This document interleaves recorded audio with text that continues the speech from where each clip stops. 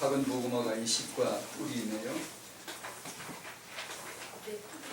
우리 나무는 어디에 뿌리 내리죠? 땅 속에. 사막도 땅인데 땅 속에 사막 땅에 뿌리 내릴 수 있나요?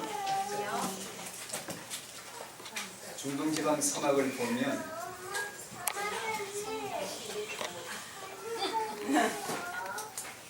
아무것도 풀 한 폭이 없는 사막, 사방을 둘러봐도 모래 몇 밖에 없고 황량한 건조한 바람만 있고 풀 한 포기가 살 수 없는 곳, 뿌리 내릴 수가 없죠. 사람은 어디에 뿌리 내려야 되죠? 그런데 우리는 어디다 뿌리 내리고 살죠? 인류는? 인간들은 하나님은 하나님인데 가짜 하나님. 창세기 3장 나 중심, 세상 중심.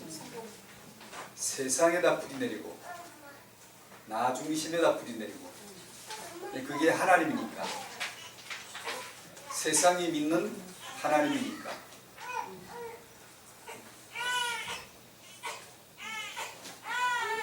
저희가 그런 세상에서 태어났는데 사막에 풀 한 폭이 자라는 것보다 더 기적이 뭐냐면 세상에 태어나서 어느 날 예수 그리스도를 믿게 된 거예요. 세상에서는 믿을 수가 없어요. 세상은 죽음 자체이고 죽은 자들만 모이는 곳이고 태어나자마자 죽은 채로 태어나고 산자는 단 1도 없고 죽음만 있는 땅이 세상이고 죽은 자들만 모인 곳이 동네가 세상입니다. 사막에서 풀 한 포기가 싱싱하게 잘 자라고 있는 것을 보면 기적같이 보이겠죠. 세상에 태어나서 죽은 자로 태어나서 어느 날 생명 되신 예수 그리스도를 믿었다. 이것은 정말 기적이죠. 일어날 수 없는 일이 일어난 거예요.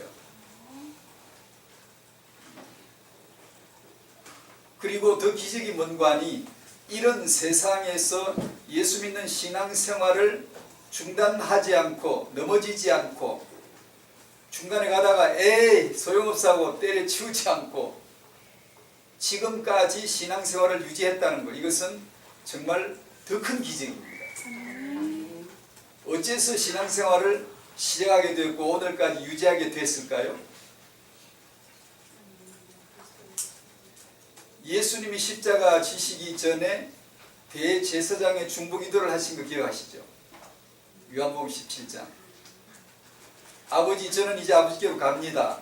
십자가 지시고 사흘 만에 부활하셔서 40일 동안 하나님 나라 말씀하시고 성천하여 아버지께로 가실 스케줄이 왔잖아요. 이제 다가왔잖아요. 그래서 아버지, 저는 이제 아버지께로 갈 때가 왔습니다. 근데 나를 믿는 저 제자들은 저때 나이들처럼 저 철없는, 영적으로 철없는 저 아이들을 이 늑대 세상, 죽음의 세상, 사자들이 들끓는 마귀의 세상에 저들을 두고 가야 됩니다.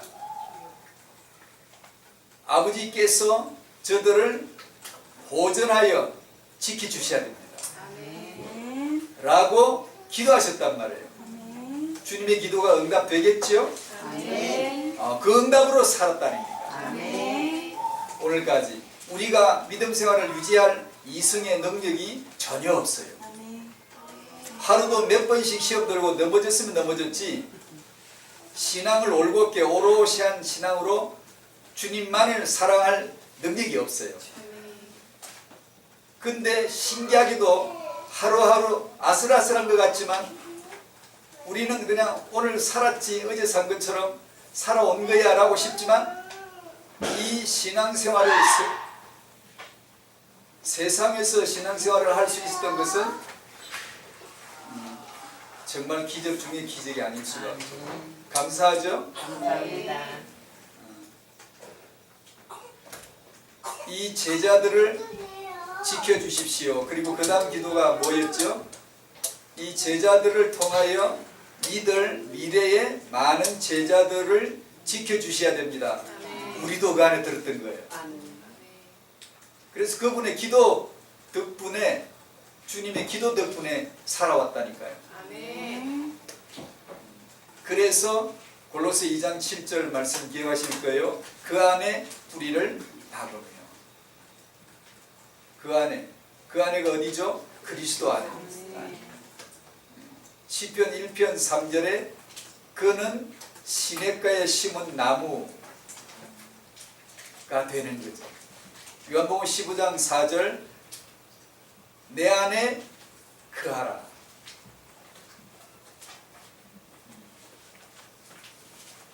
그래서 그리스도로 뿌리 내린다. 뿌리 내린다는 말은 뭐죠? 주는 그리스도시오를 100번 외우는 걸까? 달달달 암기하는 걸까? 그것은 기특한 노력이지만 하나의 수단이겠죠. 방편인데 뿌리를 내렸다는 말은 흔들리지 않는다, 안정되다, 확신에 거한다는 뜻인데 뿌리가 내려져서 확신에 거하는 것이 뭘까요? 모든 것을 볼 때 그 안에서 그리스도를 보는 것. 딴 걸 보는 게 아니에요. 딴 걸.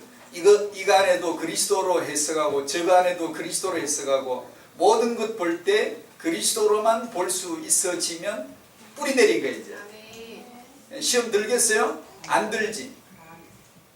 나 중심으로 신앙생활 할 때는 나 좋을 때는 감사합니다 하지만 내가 어려울 때는 감사가 안 나와요. 내가 지금까지 신앙생활 잘해왔다고 자부했는데 이게 뭐라? 이게 뭐지? 왜 저 집은 잘 되는 것 같은데 우리 집은 왜 안 되는 거야? 불평이 나올 수가 있어요.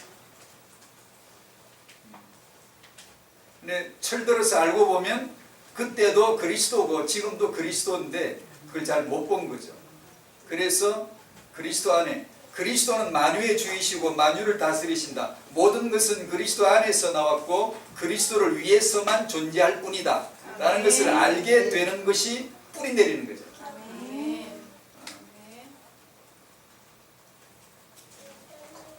그 뿌리가 안 내리면 사람 말 들으면 시험 들고 세상 기초 논리에 시험 들고 좌우되죠. 금방 추웠다 더웠다 이렇게 할 수밖에 없죠. 그래서 뿌리 내림에 대해서 말씀을 자주 주시는 것 같습니다.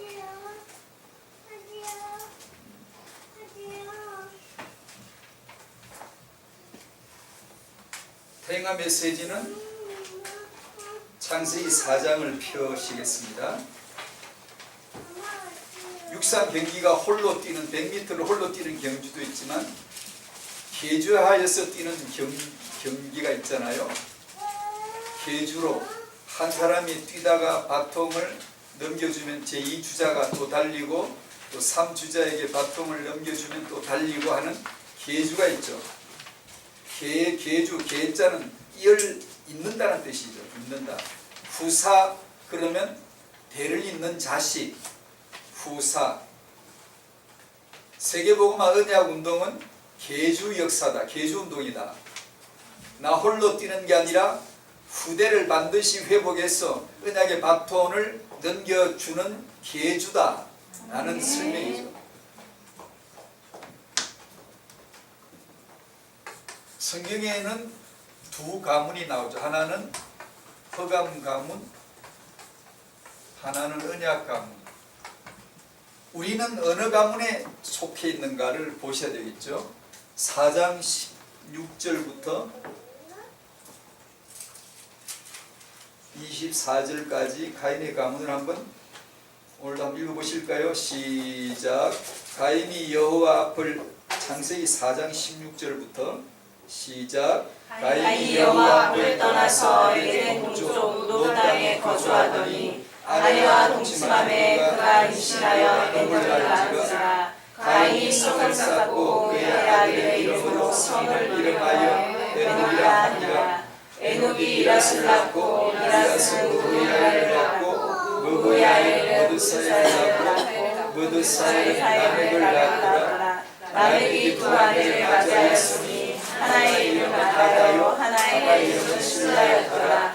아다는 야갈을 낳았으니 그는 전망에 거주하며 가축을 치는 자의 조상이 되었고 그의 아우의 이름은 유발이니 그는 숭과 퉁소를 잡는 모든 자의 조상이 되었으며 실라는 두발 가인을 낳았으니 그는 비료와 쇠로 여러 가지 기구를 만드는 자요 두발 가인의 누이는 나아마였더라. 라멕이 아내들에게 이르되 아다와 실라여 내 목소리를 들으라. 라멕의 아내들이여 내 말을 들으라. 나의 상처로 말미암아 내가 사람을 죽였고 나의 상함으로 말미암아 소년을 죽였도다.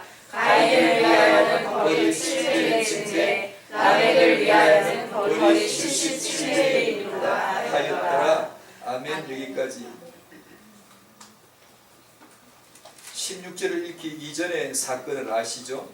가인은 아담의 장자죠. 그 가인이 한 일이 그 아우 아벨을 죽이는 일을 했죠. 그리고 나서 아벨을 죽이고 난 후에 기록입니다. 죄지은 자가 이렇게 잘 되어도 되는 거예요. 살인자가 성을 쌓고 가축을 기르고 음악을 하고 살인을 하고 구리와 쇠로 기구들을 만들고, 이 기구는 살인 무기가 틀림없죠.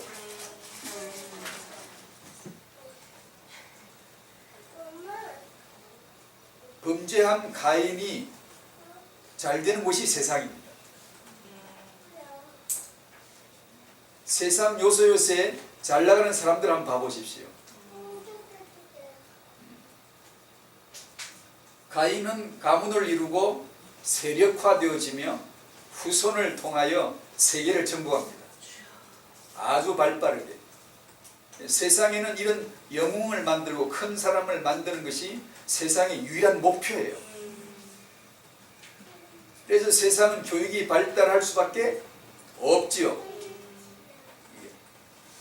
문명을 발달시킬 수밖에 없죠. 왜냐하면 그거 외에는 궁극적 목표가 없으니까.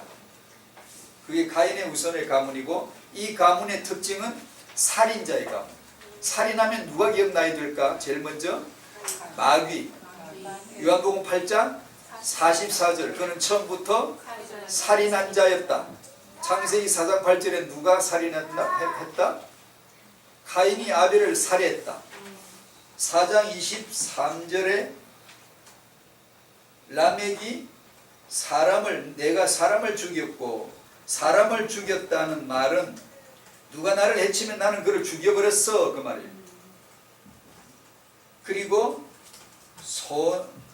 나의 상함으로 말미암아 소년을 죽였도다. 어떤 젊은이가 나를 건드리면, 나를 해롭게 하면 나는 그 젊은이를 죽였지 라는 뜻이에요. 그러니까 죽이는 것을 예사로 하는 거예요. 가인의 가풍, 그 가문의 가풍이에요. 그 가문의 성질이에요. 하나님이 이걸 기록해 주시는 거예요. 아까 뿌리라는 학원 녹음한 메시지 가운데 잠깐 그 얘기를 했는데, 세상은 하나님을 떠난 곳이고 죽음이에요. 죽음. 태어나면 죽은 자의 낙인을 가지고 태어나요. 살다가 죄지어 죽은 게 아니에요. 태어나면서 죽은 자의 호직에 올라가는 거예요. 그대로 지옥 가요. 자동화 벨트에, 공장에 벨트가 돌아가잖아요. 돌아가면 그 얹어놓으면 그대로 쭉 파가서 툭 떨어지잖아요. 세상은 그와 같이 지옥으로 가게 벨트가 돌아가고 있어요. 태어나면 바로 지옥으로 가는 거예요. 그 세상에서 잘 먹고 잘 입고 잘 산다는 것은 저주예요. 그걸 모르는 거예요. 세상 그걸 모르는 거예요. 그걸 모르니까 오로지 잘 산다. 누가 우리도 그러잖아. 누구 보면 야 잘 산다. 뭘 보고 지금 말하는 거죠? 외모죠. 그치죠. 물질이죠. 인간 중심이죠. 세상 기준으로 볼 때 참 잘 산다. 남보다 큰 집, 남보다 더 돈 많아. 그걸 우리는 잘 산다 하는데, 세상에서 잘 사는 게 저주예요. 구원은 죽은 자로 태어나서 죽은 자의 벨트에 실려서 지옥으로 가고 있는데 그 잠깐에 몇 초면 뚝 떨어져. 몇 초면 떨어져. 7, 80이래야 수만 번 쉬고 나면 7, 80 되버려. 순식간 수만 번 마셨다 뱉는 순간을 순식간. 시편 90편에 순식간에 지나갔나이다. 우리 일생이 순식간입니다.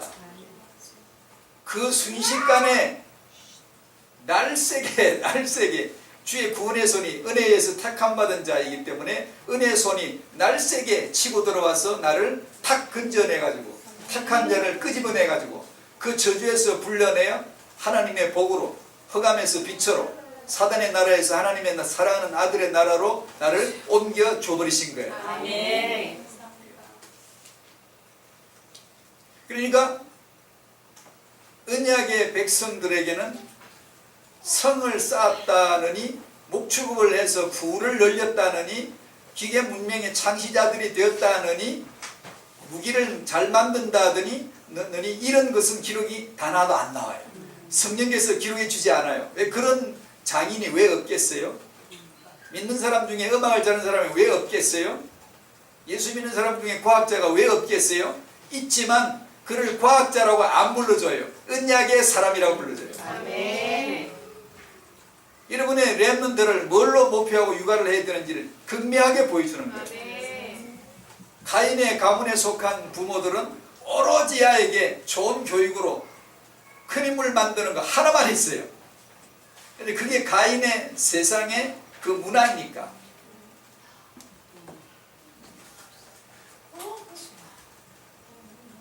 창세기 5장 1절에서 32절까지 읽어야 되는데 그냥 지난번에도 한 읽어본 것 같은데 아담까지만. 왜냐 그 다음은 반복이에요. 똑같아. 그러니까 아담 하나만 읽어도 알겠네요. 1절부터 5절까지 읽어보시겠습니다. 시작. 이것은 아담의 계보를 적은 책이니라. 하나님이 사람을 창조하실 때에 하나님의 모양대로 지으시되 남자와 여자를 창조하셨고 그들이 창조되는 날에 하나님이 그들에게 복을 주시고 그들의 이름을 사람이라 일컬으셨더라. 아담은 130세에 자기의 모양 곧 자기의 형상과 같은 아들을 낳아 이름을 셋이라 하였고 아담은 셋을 낳은 후 800년을 지내며 자녀들을 낳았으며 그는 930세를 살고 죽었더라. 아멘. 그 다음은 똑같은 반복 기록이에요. 살고 낳고 살고 죽었다. 낳고 살고 죽었다. 누구를 낳고 죽었다. 똑같은 기록이 반복되는데 32절에 노아는 아담의 10대 손이에요. 아담의 자손 10대 자손인데 노아는 500세 된 후에 셈과 함과 야벳을 낳았더라. 셈에서 셈 계열에서 데라까지 나오고 데라의 아들이 아브람이고 아브람서부터 하나님이 드디어 이제 언약 백성 본격적으로 작업에 들어가죠. 아브람과 다윗의 자손 예수 그리스도의 세계라.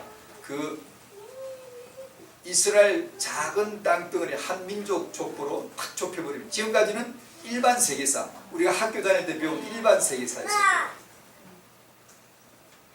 아브람서부터는 이스라엘 한 민족 만들기로 딱 축약시켜버리죠. 거기서 그리스도라 칭하는 예수가 나시니라고 족보 끝 마무리 짓죠. 이 언약 가문을 읽어보셨잖아요. 특징이 뭐죠? 낳고 죽었다는 거예요. 그럼 낳았다는 게 무슨 축복인데? 언약을 전달한 거란 말입니다. 왜 낳지 그럼? 왜 낳는 게 축복이지? 언약 전달. 무슨 언약? 낳고 낳다가 누구를 낳는다? 그리스도를 낳은 그 민족이 이스라엘 민족이에요. 이스라엘이 받은 복은 영토도 아니고 온 세계를 지배하는 군사력도 아니고 코딱지만한 조그만 땅에 소수의 소수. 사실은 하나님이 구약에 보면 이스라엘 내 백성 큰 민족이라고 큰 지혜의 백성이라고 말하는데 그 크다는 메가란 뜻은 덩치가 크다는 뜻이 아니에요. 보기에 외관이 크다 이런. 그러면 중국이 큰 나라지. 그러나 하나님이 보실 때 중국은 큰 나라가 아니에요. 쬐끄만한 나라예요. 영적으로 표현하면 이스라엘은 큰 나라예요. 왜냐하면 그리스도를 품은 나라, 그리스도가 태어나실 나라, 메시아가 오실 땅은 큰 땅이야. 작은 땅이라도 하나님은 큰 땅이라고 그래. 이스라엘 백성이 소수라도 큰 민족이라고 그래. 그래서 낙타가 그리스도라 칭하는 예수를 낳은 이라가 이스라엘의 복입니다. 그럼 여러분의 복은 뭐지? 낳고 낳으면서 그 후손에게 그리스도를 전달하는 것이죠. 그것이 여러분이 받은 복이죠. 만약에 여러분이 그걸 복으로 못 여기면 당신의 생육번성 충만은 세상에 속했고 그 벨트에 실려서 몇 초 후면 지옥으로 가버려요. 우리는 이 아이가 세상에서 기계 문명의 창시자가 되고 큰 인물이 되고 목축을한 재벌이 되고 그런 위인이 되기를 바라여 키우는 게 아니라 언약을 전달하기 위하여 받은 생명이고 길르는 생명이다 라는 거예요. 그것이 몇 초밖에 안 돼. 몇 초. 아니 7, 80년 살아보세요. 몇 초예요. 혼자서 세계보고만 아무리 위대한 인물 나와도 불과 아주 조금밖에 못해요. 조금밖에 못해. 반드시 언약은 계주운동이다. 반드시 언약은 계주 역사다. 릴레이를 해야 된다. 그것이 RUTC 시대란 이름으로 다가와 있는 거죠. 그래서 여러분의 후대를 단지 후대라고 하지 않고 언약 후사요 렘넌트로 규정을 하는 거죠. 이렇게 부르는 거죠. 흑암 가문의 시조는 누구일까요? 가인은 악한 자에게 속하여 살인했으니 악한 자에게 마귀에게 매인 자이죠. 마귀의 줄이 다한 자이죠.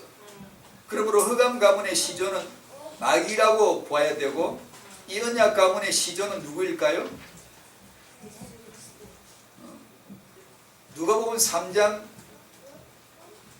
그 족보가 나오는데 거기는 예수님으로 출발해서 그 위는 누구, 그 위는 누구, 그 위는 누구 쭉쭉쭉 하다가 3장 28절에 제일 위에는 그 위에는 아담이요 그 위에는 하나님이라고 기록이 되어 있어요. 우리 언약 백성의 족보의 시조는 누구시다? 하나님이시다. 저희의 육신적인 족보의 중시조는 최치원인데 신라 최치원, 도운 최치원이고 저희 가문의 육으로는 시조세요. 중시조라 그러는데 영적으로 제 가문의 시조는 하나님이세요. 저는 하나님의 아들이니까요. 그것이 창세기 5장 언약 가문의 계열이에요. 쭉 노아까지 나왔죠. 노아에서 그 다음 데라까지, 그 다음에 데라부터 아브라함으로 시작해서 예수까지. 예수 안에 우리 들어고 예수 안에 우리 포함되어 있으니까 그 언약의 가문의 족보가 되는 겁니다. 그래서 3번으로 훌쩍 넘어가는 겁니다. 우리 얘기를 이제 하는 거죠. 우리는 뭐 할 사람인가? 우리는 뭘 해야 되는가? RUTC 시대 후대로 이어질 가문의 역사, 다음 세대의 언약을 전수하자 라는 보기에 따라서는 아무것도 아닌 것 같고 언약 안에서 보면 어마어마하게 중요한 책무가 우리 어깨에 탁 걸쳐져 있는 거예요. 여러분의 후대에게 반드시 언약을 전수해 주시기를 바랍니다. 반드시. 그래서 그걸 순리대로 전개하면 첫 번째는 개인이 예수 그리스도를 영접하여 구원을 받는 것이고 구원을 받은 다음에 하나님이 구원받은 자에게 주시는 언약적 비전이 뭔가 하니 비전. 렘넌트 아이들이 나와서 나의 비전은 뭐가 되는 겁니다. 나의 비전은 뭐가 되어서 세계보험화를 하는 겁니다. 이렇게 자랑스럽게 얘기하죠. 좋은 거예요. 좋은 건데 하나님이 아브라함에게 주신 비전은 뭘까? 하나님이 믿음의 조상들 아브라함이 시조가 되어져서 이스라엘이 매달릴 거거든요. 아브라함이 국부잖아. 아버지잖아요. 이스라엘 주민등록 1번이잖아요. 그 이후부터 이스라엘이 된다. 그 이전은 이스라엘이 아니고 일반 세계사 하나님이 창조하신 인류 전체를 그 중에서 언약의 계율만 가운데 핵심으로 심고 그 얘기를 전개했고 아브라함서부터는 다 떼내버리고 이제 이스라엘 하나만 조명해 나가는 게 역사거든요. 근데 그 이스라엘의 시작이 아브라함이다. 아브라함 정도 믿음의 조상 될 정도면 비전이 어마어마하겠죠. 창세기 17장을 열어보십시오. 하나님이 주신 비전이 뭔가. 창세기 17장 4절 읽어보실까요? 시작. 보라 내 언약이 너와 함께 있으니 너는 여러 민족의 아버지가 될지라. 하나님이 아브라함에게 던져주신 비전은 아버지예요. 아버지. 목사도 아니고 어떤 지도자도 아니고 어떤 능력자도 아니고 하나님이 아브라함에게 주신 유일한 비전이 아버지 되는 거예요. 만약에 저희가 아버지 학교를 한다거나 아버지 교실을 연다면 그 근원이 여기서 나와요. 하나님은 이 남자에게 아버지 비전을 주신 거예요. 청년들에게 만약에 이 언약의 비전이 말씀으로 들어갈 수 있다면 이건 굉장한 거예요. 굉장히. 그러나 이것은 사람들이 비전으로 캐내지 못해요. 왜냐하면 이것은 하나님만 아는 비밀 비전이에요. 흔하디 흔한 아버지 같지만 아버지가 진짜 언약의 아버지가 되는 것은 하나님의 비밀이에요. 사람들은 내가 생각하기에 큰 인물이다, 위대한 위인이다 이런 것은 자기 목표로 삼을 줄은 알아도 아버지 되는 것은 비전으로 보여지질 않아요. 비밀이에요. 비밀. 네, 아브라함에게 진짜 필요했던 것은 아버지였다고. 똑같이 17장 16절에 아브라함에게 그 안에 사라의 얘기를 해주셨죠. 17장 16절 한번 읽어보실까요? 시작. 내가 그에게 복을 주어 그가 내게 아들을 낳아주게 하며 내가 그에게 복을 주어 그를 여러 민족의 어머니가 되게 하리니 민족의 여러 왕이 그에게서 나리라. 아멘. 아브라함아 네 안에 사례는 어머니가 될 사라가 될 어머니다 라고 비전을 주시는 거죠. 여러분이 성경 읽으시는 것이 참 좋네요. 속도도 적당하고 저하고 맞고 또록또록하고 성경을 그렇게 훈련을 받았는지 모르겠는데 성경은 그리 읽으시는 게 좋아요. 또록또록하게 소리 높여서 적당한 속도로 이렇게 읽으시면 참 좋아요. 어떤 데 가면 성경 읽으라 그러면 읽지도 않아. 야물야물 우물우물 그러고 있어요.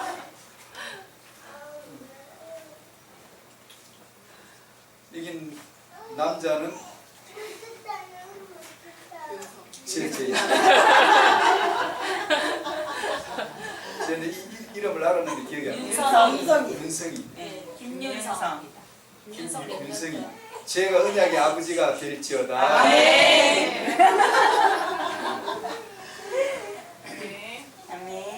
그래 엄마가 윤성이를 기도해 줄 때 지금부터 들려줘. 지금부터. 아멘.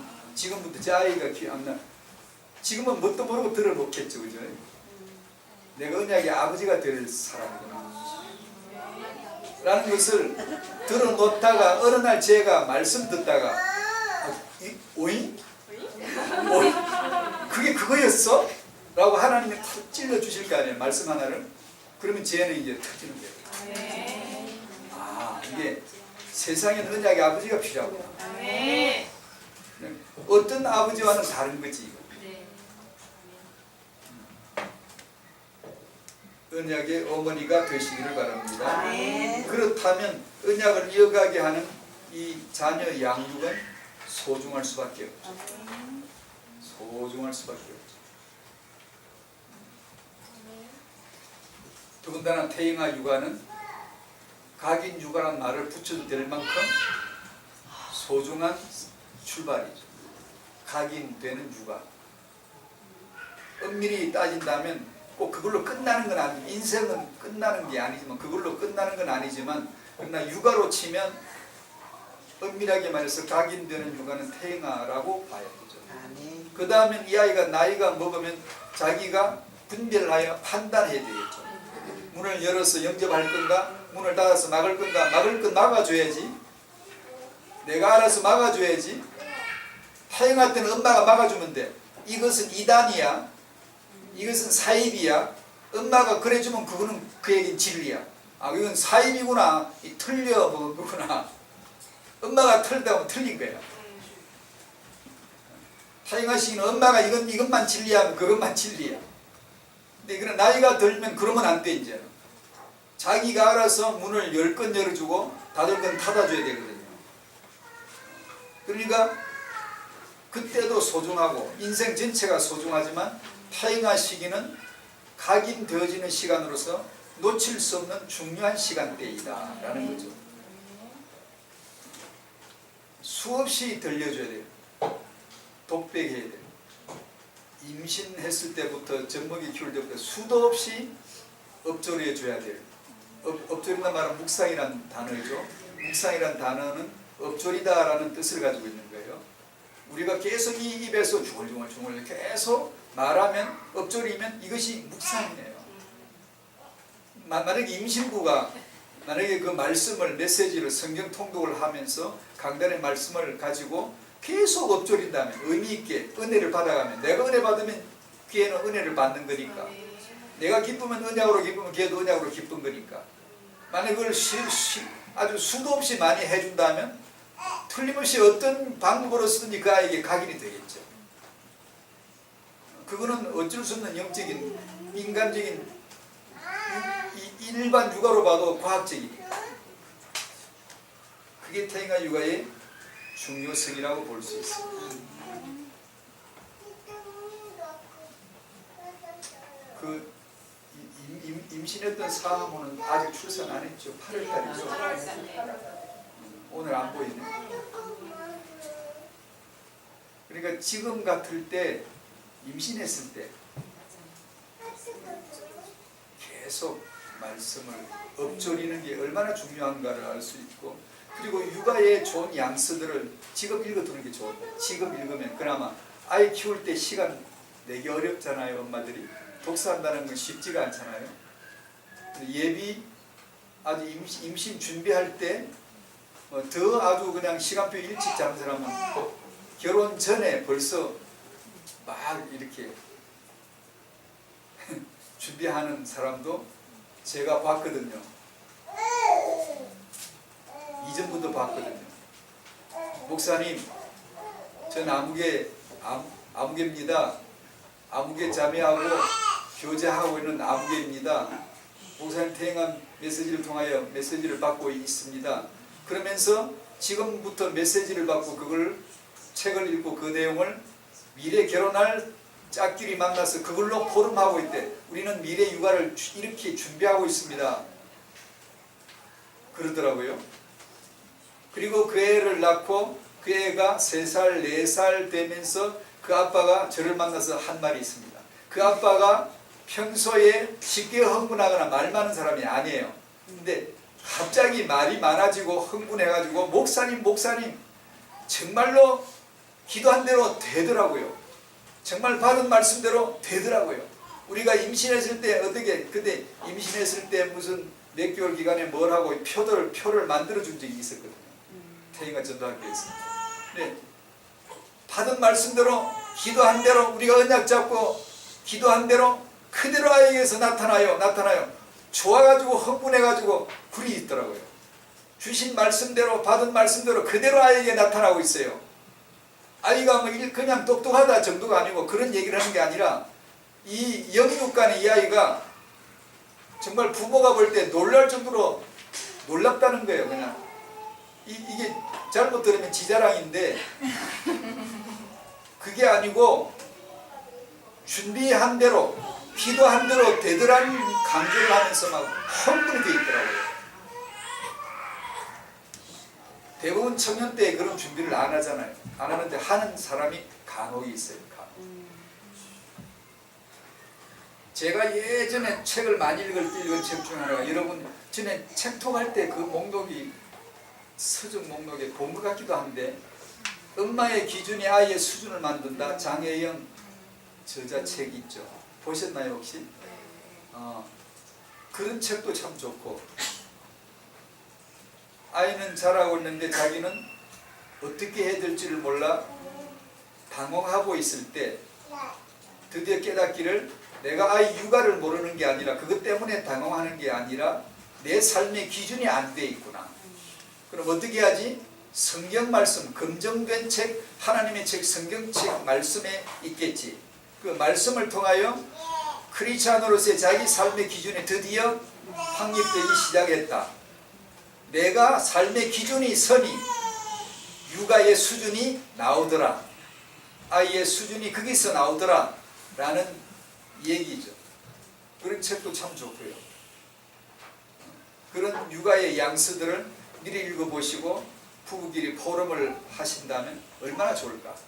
육아는 소중하다. 그래서 나와 후대를 살리는 생각 집중이란 제목을 끝부분에서 조금씩 이렇게 나눠봅니다. 성령 충만한 상태가 되면 영적 상태는 집중이 되죠. 여러분의 경험하자 하신 바로, 아무리 내 환경이 소란스러워도 내 중심은 고요하죠. 나 북적북적돼도 내가 북적되지 않고 내 영혼과 중심은 조용하죠. 고요하죠. 묵상이 되죠. 집중이 쫙 되죠. 내 삶의 환경이 좀 어지럽고 시끄럽고 또 문제가 생길 때가 있어도 내 속사람은 고요하고 집중이 딱 되어 있죠. 아버지 주여 기도가 아주 달게 집중되어서 속삭이듯이 언제나 잘 나올 수 있고, 그 하나님 말씀을 엎조리면서 묵상할 수가 있게 되죠. 영적 집중이 되죠. 내가 영적 상태가 집중이 안 되면 그냥 산만하고 들떠있고 그냥 잡담이나 하고 그냥 멍 때리고 있고 한두 시간 TV 보고 시간을 그냥 날려버리는 건 그건 간단한 일이고, TV를 본다는 것 자체를 저는 폄하하거나 그러고 싶진 않습니다. 저도 간혹 보니까요. 시간 날 때 간혹 보니까요. 볼 때 뭐 하죠? 끊임없이 기도하죠. 나는 내 생각은 주님에게 가 있죠. 주님 생각을 하죠. 영의 생각은 생명이요 육의 생각은 사망인데, 내가 TV를 봐도 영의 생각을 하죠. 그리고 그 나타나는 화면과 스토리가 내게는 영적인 스토리로 전개되어지죠. 기도가 되어지죠.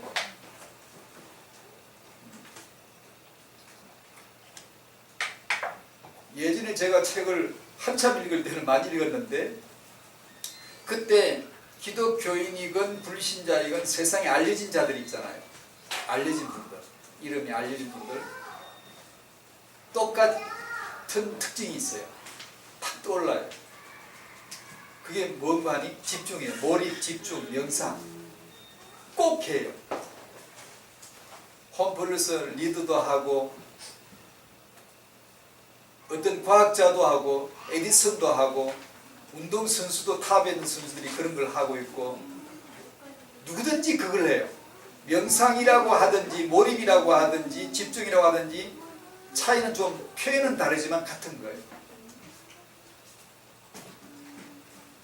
타영아 부모님들이 성령으로 말미암아 영적 상태가 집중이 되셔야 돼요. 그때 읽은 책 중에 에디슨도 읽었는데, 그분도 회사에 취직을 하면 또 쫓겨나고 취직하면 또 쫓겨나고 7번을 쫓겨났더라고요. 왜요? 집중이 안 돼. 산만해가지고 일을 제대로 못해요. 맨날 신문이나 뒤적뒤적거리고 맨날 잡담이 나고 그냥 배회하고 슬렁슬렁 돌아다니긴 하고, 이러다가 어느 날 지 인생이 비참했는지 내 이래서는 안 되겠다 싶었던가 정신을 차려보자 해가지고 생각 집중으로 가더라고요. 하루 10시간, 18시간을 집중하기 시작하더라고요. 하나만, 자기 할 일 하나만. 그러다 보니까 그런 인물이 된 거예요. 일반 사례로 그렇게 들었고, 두 번째 하나님을 들어볼게요. 하나님은 얼마나 집중하시는 분이에요. 하나님은 전지전능하신 분이시잖아요. 죄인 하나, 저 같은 죄인 하나 건지는 게 식은 죽음보다 더 쉽지 않겠어요? 죄인 하나 구원하는 게 그리 어렵겠어요? 전지전능하신 분. 그러나 그분이 이 죄인 하나를 건지시는 그분의 작업은 정말 전심전력을 다한 삼위일체 하나님의 집중사역이었어요. 아버지가 언약하시고 아들이 육신으로 오시고 언약대로 십자가 매달리시고 사흘 만에 부활하시고, 이건 얼마나 집중된 사역이에요. 성령이 오셔서 그것을 가르쳐 주시고 정보해 주시고, 그 바람에 저희가 그 하나님의 사랑을 알았지 않습니까? 하나님의 집중이 예수는 그리스도 아닙니까? 하나님의 전심전력이 예수는 그리스도 아닙니까? 하나님의 온 마음과 생각을 모아서 집중시킨 능력이 예수는 그리스도가 되게 하신 거 아닙니까? 하나님의 집중 아닙니까? 그분이 한눈을 팔았습니까? 영세 전에서 영세 후까지 오로지 삼위일체로 집중하고 계시지 않습니까? 그래서 마지막 결론 하나만 하고 얘기하고 마치죠. 그러므로 우리가 해야 될 건, 따라합시다. 언약에 집중하자. 언약에 집중하자. 언약 집중. 언약 집중. 언약을 후대에 전달하자. 언약을 후대에게 전달하자. 언약 전달. 언약 전달. 아멘. 아멘. 집중하셔야 돼요. 아멘. 육아에서 하시고 싶으신 게 많을 수도 있지만, 또 어떤 많은 문제도 있겠지만, 그런 중에서도 그 예수 그리스도의 언약에 집중하고, 이 언약을 어떻게 이 아이에게 보여줄까? 그림으로 그려 보여줄까? 말로써 설명해 줄까? 삶으로 어떻게 보여줄까? 내가 그 안에 뿌리를 박으면, 왜? 그래야 이 아이에게 그 뿌리 박은 언약이 전달되니까. 그걸 위해서 하나님 나를 도와주세요. 하나님 도움이 없이는 안 되잖아요. 세상에서 믿음 생활 유지 안 됩니다. 세상은 믿음 생활을 할 때가 아니에요. 사막의 풀 한 포기 못 자라는 것보다 세상에서 살아나기가 100배, 1000배, 만배 더 어려운 데가 세상이란 단어예요. 그 세상에서 예수 믿는다, 예수 집중한다, 예수를 후대에게 전달한다, 이것은 정말 초기적이에요. 하나님이 도와주셔야겠죠. 그리고 하나님이 도와주시겠죠. 예수님이 지금도 우리를 보존해 달라고 기도해 주고 계시겠죠. 로마서 8장 성령이 지금 우리를 위해서 탄식하며 간구해 주시겠죠. 보세요. 그러므로 여러분은 언약을 후대에게 전달하실 수 있잖아요. 그게 집중하는 부모 되시기를 축복합니다. 아멘. 기도하십시다. 감사합니다. 언약을 주셔서 감사합니다. 그 언약에 집중되게 해주시고, 예수 그리스도의 복음의 언약을 내 후대에게 전달하는 그 육아에 그 양육에 집중하는 부모가 되게 하여 주시옵소서. 우리의 연약함을 도우시고 하나님의 소원대로 언약이 후대에게 전달되어 언약 계주를 이루고 세계복음화 계주가 되어지고 RUTC 시대 계주가 되어질 수 있도록 축복하여 주시옵소서. 예수님의 이름으로 기도합나이다. 아멘.